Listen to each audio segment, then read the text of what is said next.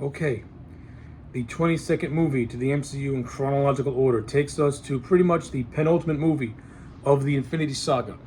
All movies have been building up to this point, and when you watch these movies and rearrange them in the intended way they're supposed to be viewed, which is in chronological order, everything has led to this. Avengers Infinity War, the penultimate movie of the Infinity Saga. Okay, this is going to be a very long review. I am not going to waste no more time. Let's just get right into it. Avengers Infinity War is everything you want in a movie in which the big bad that you've been building up for the last 6 years, since that first Avengers movie, finally culminates with this. And you know what? The Russo brothers, who had already proven their mettle with Winter Soldier and Civil War, they come back to do Infinity War, and they do everything right and they do nothing wrong. I love Avengers Infinity War. This is my second movie of the overall MCU. I don't like it as much as The Winter Soldier, mainly because The Winter Soldier to me is just that damn good of a movie. But in terms of a movie that brings everyone together and gives everyone a little bit something to do, Infinity War is it's an experience. This movie is an experience. So without any further ado, let's talk about it. So yeah, pretty much the overall story is Thanos. This movie picks up at the end of Thor Ragnarok in that mid-credit scene. Thanos, he has taken the Asgardian ship and he's pretty much wreaking havoc. He kills Loki. He bitches out both Thor and the Hulk to the point where Hulk is afraid to face Thanos. From the first 5 minutes, the Russo brothers did a fantastic job at establishing Thanos as a legitimate threat. He took down Thor, he took down Loki, he took down the Hulk. These are three characters that the MCU has built up from phase one. Thor, who is a very powerful Avenger, he got washed by Thanos. Hulk, who is of immense strength, he didn't even stand a chance. He got a couple of licks in here and there, but Thanos just wiped his ass out.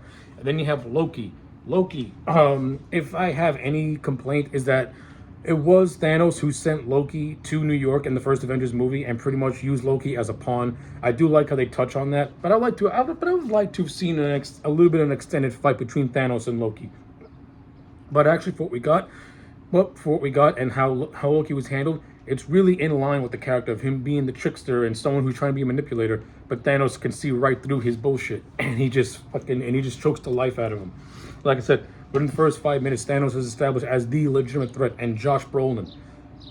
What can you say about Josh Brolin's portrayal as Thanos that has not been said before? His performance as Thanos is magnificent. Josh Brolin brought that right amount of menace and that right amount of sympathy to the character of Thanos without making him lose any of his edge. Like Josh Brolin, from a performance standpoint, he found that right balance of both menace and both empathy, and he made Thanos really come to life as a real and complete character through his performance, not only with the motion capture, but through the facial expressions that he gave him, from the voice. Like, I like how Thanos' voice never changes all throughout this movie, but in subtle ways it does. Because when Thanos is angry, you can feel his anger. When Thanos is feeling sadness, you can feel his sadness. Especially when you get to Vormir and Gamora, which I'll touch on later on in the movie. Like, I can't praise Josh Brolin's performance enough as Thanos. Fantastic. He truly is the best villain that the MCU has ever produced up to this point. The hell with Killmonger, he sucked. Thanos is what a real villain is supposed to be. Somebody whose motivations are clear and thought out. Somebody who has sympathy without being overwhelmed by it and not being forced. Because you understand where he's coming from. You understand his goal. You understand his motivations. You know, in the eyes of Thanos, what he's doing is not something out of malice. It's done to him. To him, what Thanos is doing is righteous. It's to make a universe that is perfectly balanced in every way. And by doing that, he has to wipe out half the universe in order for the universe to survive. So, like, you understand his motivations. You understand where he's coming from.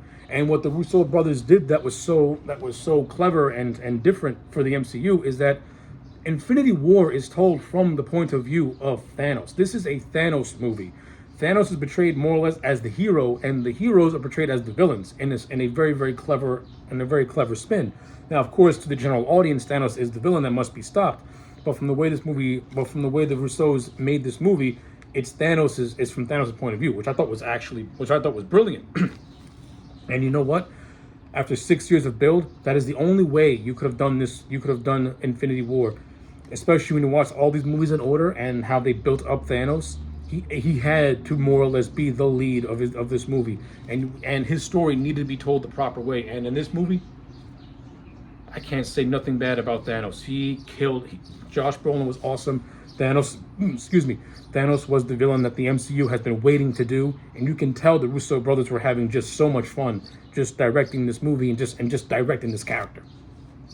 And like every line that comes out of Thanos' mouth is quotable. It's gold. And like I said, for the 100th time, Josh Brolin just absolutely killed it. Like 2018 was the year of Josh Brolin in terms of really good performances, because he also did Cable and Deadpool 2 later on during the year. Like, yeah, Josh Brolin, fantastic. Can't say enough. And of course, the returning Avengers and returning Guardians, they all put on great performances like they always do, but they also have some nice little character moments, like Tony Stark as Iron Man. He finally gets to meet Thanos, the man face to face, who has been in his head for 6 years, ever since New York. And they have a fun fight at the end of the movie. You have Benedict Cumberbatch returning as Doctor Strange, and his bantering with Stark is absolutely hilarious. I mean, yeah, they did miss out on a joke. Since both Cumberbatch and Downey played variations of Sherlock Holmes, they did miss out on a joke where they did not make reference to that, which was actually a shame. That would have been really, really funny. But I like the fact, now if you watch that first Doctor Strange movie, Stephen Strange is kind of like how Tony Stark was at the beginning of Iron Man, but also Doctor Strange matured all throughout his movie and got much more serious. So when he's bantering and having his bickering with Tony Stark, in a sense, Stephen Strange is kind of fighting with the man he used to be, because he sees how arrogant Tony Stark is. He sees how Tony's so full of himself. And I love how Doctor Strange has the balls to call Tony out on his bullshit in a lot of scenes. I think the bantering between Stark and Strange was actually a lot of fun. But I do like how as the movie progresses, they do become allies as this film goes on. They don't become friends, but they become allies, especially when they're trapped on Titan with the Guardians. Like all that stuff, and Spider-Man, like all that stuff is well handled. I like. Now, I've already liked the relationship with Iron Man and Spider-Man, and it's no different here. I mean, you pretty much had all the development you could get with Stark and Parker, so now you can just have fun. But I know a lot of criticism gets thrown at the MCU Spider-Man for being just an Iron Man clone, but you also got to remember, this is a new interpretation of the Spider-Man character. Like, this version of Peter Parker, he's just starting to learn what it is to be a hero. He's not there yet. No, he's still just a kid whose hero worship pretty much began with the Avengers. Hence why he looks up to Tony like a mentor and like a father figure. And I like the whole Batman and Robin dynamic between Iron Man and Spider-Man. Like, to the best of my knowledge, Spider-Man has never. Now, again, this is to the best of my knowledge. I could be wrong. If I am wrong, let me know that. Let me know. But this is the first instance where Spider-Man has actually had hero worship, especially when he was Peter Parker. And like I said, I like the whole Batman and Robin dynamic between Iron Man and Spider-Man. It's a different wrinkle to the Spider-Man character, because we're so used to seeing Spider-Man as a solo act, we never see him more or less as a sidekick. So I kind of like seeing that. I like seeing that with Iron Man and Spider-Man. And I like how that dynamic is actually shown in Infinity War, with Doctor Strange making reference to a subtle reference to Batman and Robin. We tell Stark, like, who is this kid? Is he your ward or something? Now, to those who know Batman lore, Dick Grayson is the ward of Bruce Wayne / Batman. So I like how they threw that little reference in there for those who can catch that. And that's what got me thinking that Iron Man and Spider-Man have that Batman and Robin type of dynamic. And I like that. It's nicely explored here, and it pays off nicely in the end when Thanos does the snap. So that's good stuff. In terms of how the other characters have handled, like, you have Wanda and Vision, whose romantic relationship was set up in Civil War, and now it's explored here a little bit. I still think it's a little underdeveloped in some areas. Like, I don't fully buy it, but I don't hate it either. It's done fairly well, and I understand why they did this, why more or less it was done, because Vision he has the Mind Stone, and Thanos needs that gem in order to complete the Infinity Gauntlet. So Vision more or less becomes more or less the primary target of Thanos while on Earth, and I like it. Like I overall do like that, and like I said, I don't hate the relationship between Wanda and Vision. Thankfully, Elizabeth Olsen and Paul Bettany are very talented actors that they made me care about their relationship, and they made me care what happens to Vision at the end when Thanos basically kills him by forcefully ripping the Mind Stone out of his head. So I like how all that stuff was handled. I thought it was done fairly well. Now, of course, in this Scotland scene, while Wanda and Vision are being attacked by the children of Thanos, we get the return of Falcon and Black Widow and Steve Rogers, and that's fun stuff. And that's fun stuff as well. I don't think Cap is really now. Cap more or less he's not more or less utilized like in a traditional way. He does have a lot of fun scenes here and there, but he's not the focal point character like he is in most of the Avengers movies, which I'm okay with because this is not Cap's story. This is Thanos' story and this is Thanos' goal. But that doesn't mean that Rogers doesn't have a chance to shine, because he does. Rogers has a lot of fun scenes, especially when you get to the Battle of Wakanda. Same with Sam and same with Widow. But it was fun seeing them post Civil War and post that horrendous Black Widow movie and post the falling out between Stark and Rogers. So I like seeing all that stuff. So no complaints. In terms of how the Guardians was handled, I like it. I really like it a lot, especially when you watch that first Guardians movie and it's established that Gamora is the adopted daughter of Thanos. She has an instant connection, and that makes her an instant target, and that pretty much puts the Guardians in a corner because they got to come into conflict with this, and they have to come into conflict with this. And I also like how Thor is the first Avenger to actually interact with the Guardians, and his bantering with Rocket I think is absolutely hilarious, and he and Peter Quill having a dick measuring contest for Gamora's affection is also pretty funny as well.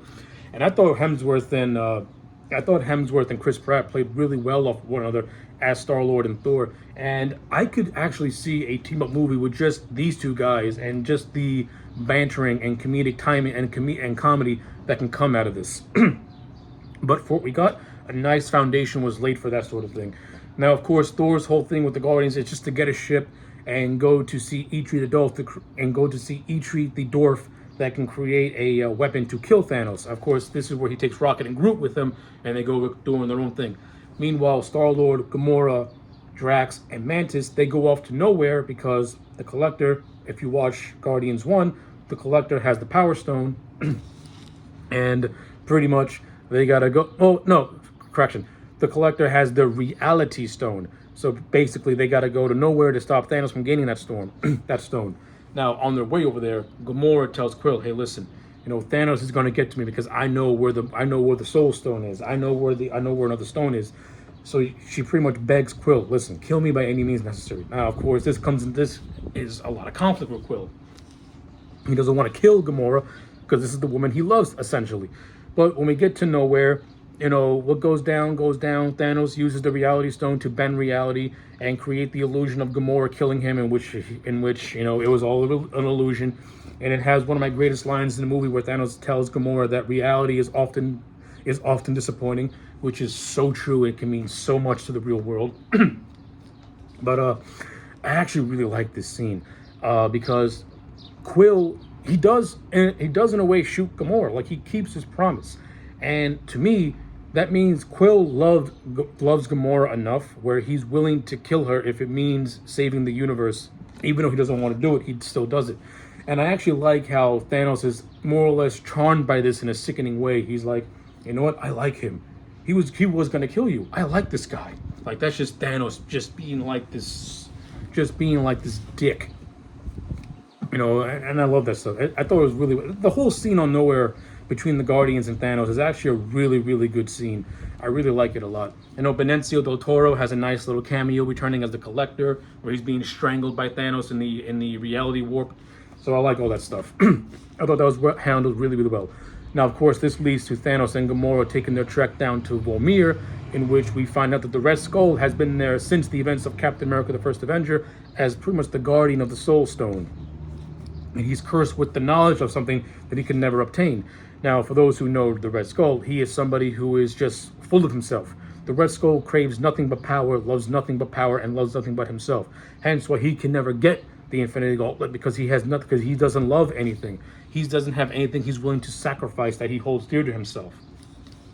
Now, what makes this scene even better is that this is where this scene that really sells Thanos as a sympathetic villain. Because up to this point, Thanos has more or less been that abusive father towards Gamora and towards Nebula. There's a scene where he's torturing Nebula as a way to have Gamora tell him where the Soul Stone is, which she eventually gives in because she can't take seeing Nebula get tortured again, get tortured the way she's being tortured. But throughout this movie, up to this point, no, we were told that Thanos and Gamora have this fractured relationship. But we get this little flashback scene where Thanos takes a very young Gamora after he's invaded her planet and has been wiping out the planet. We see the more tender side of Thanos, if you will, where he takes this little girl and he slowly starts to train her mind and train her to be a weapon by pretty much taking his dagger and having her focus on it. You know, how everything should be always perfectly balanced. So if you tilt something to one side, it throws everything off. But if you keep it centered, it all becomes perfect. I like this flashback scene. It establishes that from the start, Thanos has a soft spot for Gamora, that he has a love for Gamora. and this is where the Vormir scene pays off, because in order to obtain this, like I mentioned, in order to obtain the Soul Stone, you have to give up the one thing you love the most. Now, at first, Gamora laughs at Thanos because Thanos doesn't love anything. He loves nothing but conquering. But she's wrong. Thanos does have something that he has to sacrifice, and that's something that he loves is Gamora. And of course, Thanos says it best. Like, he ignored his destiny once, and he will not let it happen again, even for you, being Gamora. That's where he takes Gamora, throws her off the cliff to her demise. And you have the beautiful music by Alan Silvestri that fully encapsulates just what Thanos is feeling, just what's going through his head, the sacrifice he just made, the instant sadness that is in his soul, that is in his heart, the facial expressions of him just having to have killed his adopted daughter that he truly did love, just to fulfill a destiny that has eluded him for centuries. Awesome scene. Beautiful scene. Beautifully done. Perfectly encapsulates the sympathetic side of Thanos, where he is willing to make the sacrifice in order to accomplish what he wants to accomplish, even if it's going to crush him in the end. I cannot illustrate enough how this makes Thanos just one of the best villains, not only in the MCU, but possibly all movies. Excellent stuff. Beautiful stuff. I love it. I can't say nothing bad about it. It's so good. So good. Now, of course, he obtains the Mind Stone. He continues his journey to get the remaining stones, which is the Time Stone. I'm sorry.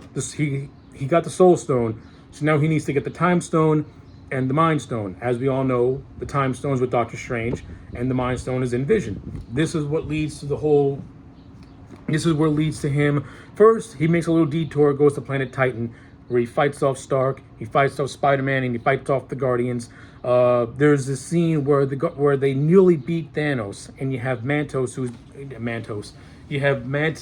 who is doing her best to pretty much mind warp, to pretty much keep Thanos under control just enough to get the gauntlet off his hand. And they get so close until Thanos tells Quill that Gamora is dead, and Quill loses his mind. He breaks Mantis's concentration, and that's pretty much how Thanos wins. Peter Quill succumbed to his emotions, and that's how Thanos was able to beat them on planet Titan. But of course, leading up, now of course, post that moment, you get some cool scenes. You know, you have Doctor Strange, who's using his mystic arts to fight Thanos in a really nice and in some really cool and clever ways. You have Tony Stark, who's for the most part able to hold his own against Thanos before Thanos gets the better of him.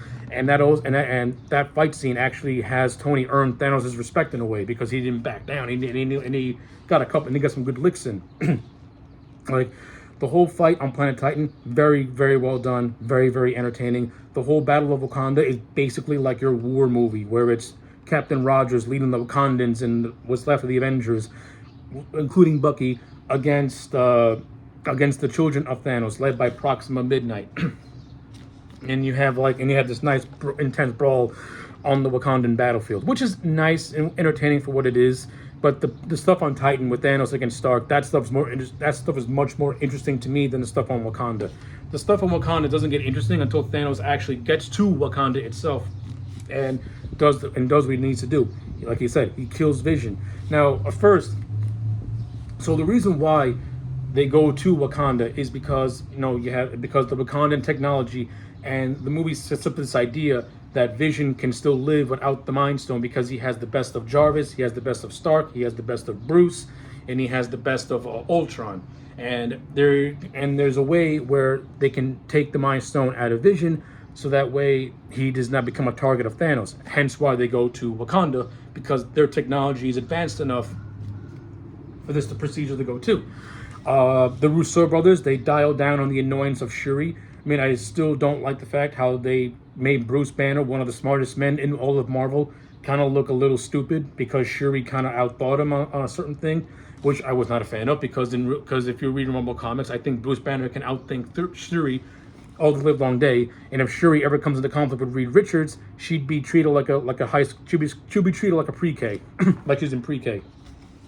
Let's stop beefing up Shuri's intelligence. She ain't that clever, especially when Marvel's full of people who are more clever than she is. But I digress. I don't want to go into a Shuri rant, because to the credit of the Russo brothers, they didn't overexpose her screen time, and she wasn't given unfunny, cringy jokes. But no, it was nice to see T'Challa and Black Panther and my boy M'Baku and Okoye. They team up with Steve Rogers to take down the children of Thanos. And like I said, the stuff on Wakanda, very entertaining. The stuff with Bruce Banner throughout this entire movie, I actually thought was actually pretty good. And it actually culminates in Endgame when Banner finds that balance between himself and the Hulk. Now, after the Hulk gets washed by Thanos, he's pretty much afraid to come out. And pretty much this entire movie is just Bruce Banner trying to figure out what's wrong with the Hulk, why the Hulk is so scared. And this pretty much leads to, and this whole character arc between Banner and the Hulk leads to what happens in Endgame. So I like how that was handled. Now, something I don't like is that we get a cameo from General Ross, played by William Hurt, where he's talking to Rhodey. Now, Banner was in that room the entire time, and the Russo brothers had one job, which is have Ross and Banner share some dialogue post the Incredible Hulk movie, and I didn't get that scene. Like, Banner was in that room. Why didn't you give me that scene? It's like those little things that the Russo brothers. It's those little things that irritate me in a lot of areas, because you have Rhodey talking to Ross. Banner is in the next room. Why is he not with Rhodey talking to Ross? And why is Ross not making mention to Banner being back on Earth? Why is he not making reference to him still having issues with Banner and stuff like that? Like, it's those little moments that could have added much, much more to certain scenes and certain characters and their relationships. Yeah, listen, it's not a negative against the movie, but it is like a nitpick I have against the movie. and I'm just going to leave it at that. It is a nitpick, because I do like the development of Bruce Banner in this movie. I do like the interactions he has with a lot of the characters. I like how Bruce Banner is sent to Earth by Heimdall before he dies by the hands of Thanos. Heimdall, before he dies, uses black magic from the Allfathers to send Bruce to Earth. And I like how it's Bruce who has the knowledge of Thanos coming to Earth. I like the interactions that he has with Stark and with Strange and with Wong, who has a nice little cameo in this movie. He's pretty much like the harbinger of doom type of character. But he also has a little bit of, but he also has something to do at the climax, because he gets into the Iron Hulk suit that we saw in Age of Ultron. So that was pretty fun for what it was. So yeah, like the stuff with Banner, I like the steps that we're taking. Now, if you overall like how his journey ended, that's all up into interpretation. And when I rewatch Avengers Endgame, I'm going to see if my interpretation of that is a hit or a miss. I mean, I don't like how he was handling She-Hulk, but we'll see. We'll see how my thoughts change when I get to Endgame and the real conclusion of the balance between Hulk and Banner. But for what I got in Infinity War, I enjoyed it for the most part. So So now let's get back to Thor and Rocket before we start to wrap things up. So Thor and Rocket, they go to see Eitri the dwarf, played by Peter Dinklage, and I like this scene. I like it a lot, and I like how it's Rocket who goes with Thor on this journey, because Rocket, out of all the Guardians, Rocket is the one who's got that bloodthirst almost, in a sense. He's the one who loves to fight and loves weaponry and stuff like that. So him going to a planet in which all they do is make weapons. He's like a kid in a candy store. And of course, you got Bradley Cooper, who I absolutely am a big fan of. Him and Hemsworth have really good on-screen chemistry with one another, and I like their bantering. And I also like Peter Dinklage as Eitri the dwarf. I like how Thanos forced him to make the Infinity Gauntlet, and then he took away his hands. And I like how Thor boosts up Eitri, where he's like, your hands don't make the weapons, your mind makes the weapons. And this is what gives, Eitri the confidence to create Stormbreaker. And this happens when they wake up Nivedivir, which is pretty much a burning star that can create weapons. And this is where Thor gets the Stormbreaker. And this is where he, Groot, and Rocket go to Wakanda, and then all hell breaks loose, all kicks ass. And this is the culmination of the opening of the movie, where Thanos kills Heimdall, and he kills Loki, and he bitches out Thor, and he bitches out Hulk. This is the culmination of Thor's character journey to get to Thanos, where he almost has the killing shot. But what happens is, Thanos, in the line of the movie, tells Thor, "You should have gone for the head." And we all know what happens once Thanos said that line. Snap, half the universe is wiped away. Whoa. I mean, whoa.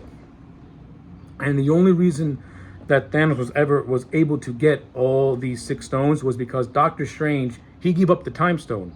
But before he did that, he went through different variations to how they can beat Thanos. And out of all the possibilities, only one outcome saw the Avengers win. And that outcome, and then that vision that Strange had, he basically needed to give up the time stone and let everything play out the way it's supposed to play out.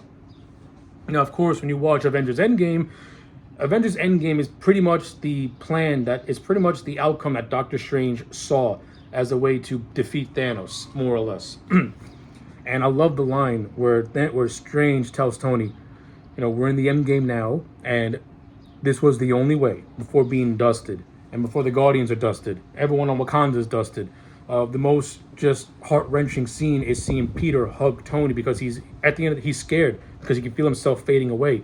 And this scene works to me because it reinforces the fact that this is a teenager. This is just a little kid who is in a world that he doesn't fully understand, with powers that he doesn't really fully understand.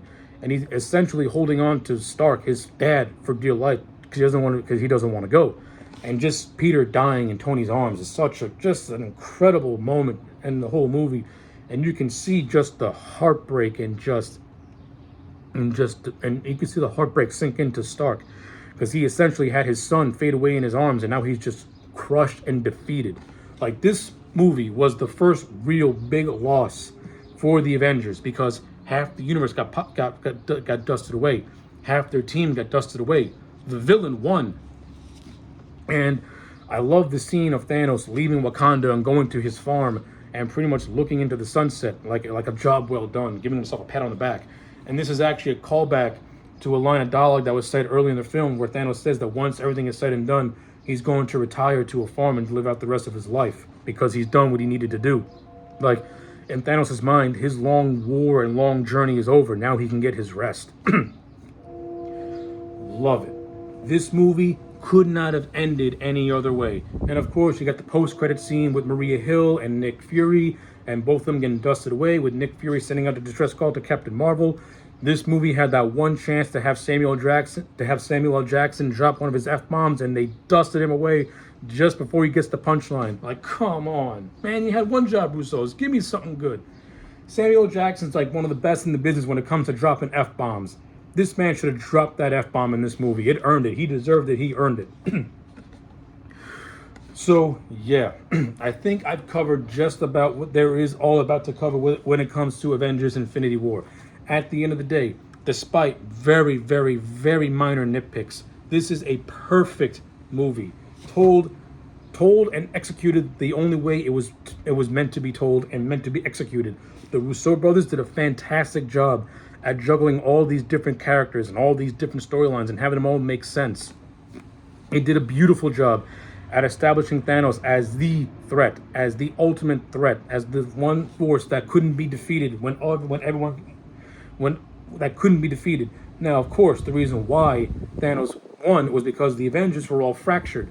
Tony Stark had to work with the Guardians of the Galaxy, a team that he has no knowledge of and no chemistry of. The only person with him that he knows is Peter Parker. Thanos destroys them after they are so close to winning, if not for Peter Quill. Then you have the stuff on Wakanda. Cap and Iron Man are the Avengers are at their best when Cap and Iron Man are together and at full strength. When they're apart, yes, they're good leaders and they know and they can lead their teams. But when they're apart, they can be defeated. When they're together, it's more trickier to take them down. And I like how that movie shows the divide. Like both Rogers and Stark tried their absolute best leading their respective teams, but they couldn't get the job done, and they got destroyed. And as a result, all their friends died because of it, and the villain won. So yeah, gotta give this movie a 10 out of 10. I still love Avengers: Infinity War. This movie is still perfect, and this movie's still perfect, and still the textbook example on how to do a villain the correct way and the best way, because you have people who actually cared about what they were doing. And of course, every single character, for the most part, got their little chances to shine. So very few complaints. And whatever complaints I have, like I said, they're mostly nitpicks. Because I can go on how I thought the Winter Soldier was ultimately underutilized and Bucky's one of my favorite MCU characters. I already went on about how Ross and Banner never had a reunion scene when I was waiting for that. But this movie's just too good. You got the stuff with Thanos and Gamora and that emotional weight. Perfect stuff. You got the return of the Red Skull, who can come back in the future. Great stuff as well. You got the Battle of Wakanda and the Battle on Titan. Great stuff. And the overall story and Thor and his overall arc was handled perfectly. Now how you like what happened in Endgame is entirely up to you.